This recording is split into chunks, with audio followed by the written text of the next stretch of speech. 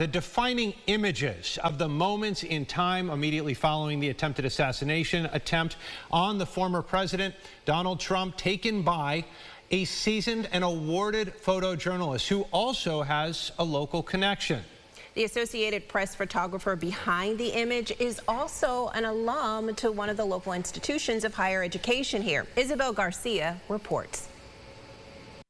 The chief photographer for the Associated Press, who took the defining image of the incident from Saturday on the Trump rally, Evan Vucci, is also an alum of RIT. I spoke with current faculty about the significance of the image. At the moment I heard the shots being fired, I knew that this was a moment in American history that had to be documented. I mean, it's our job as journalists to do this work. This is Evan Vucci recounting what happened Saturday in Butler, Pennsylvania, when former President Donald Trump was nearly assassinated. Vucci is a seasoned and Pulitzer Prize-winning photographer who also spent years covering the former president. He's also a 2000 alumnus of RIT, graduating with a bachelor's degree in professional photographic illustration. Catherine Zermakis is a history of photography professor at RIT and the program director of the Bachelor of Fine Art Photography program. She tells me one of the crucial lessons students are taught: photography is always a choice. One of the important things about this Trump photograph is, it's increasingly difficult to sort of slow down and really look at an image.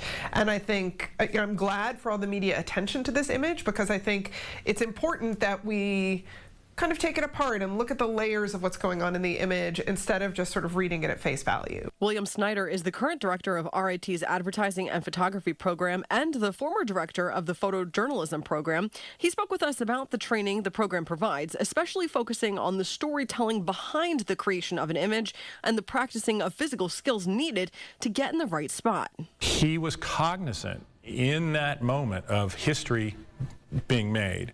And so I can't help but think, he and I haven't talked about it, I just texted him a little bit, but he and I haven't talked about it, but I have to think that the notion of making sure the flag was in there was part of some inner part of his process.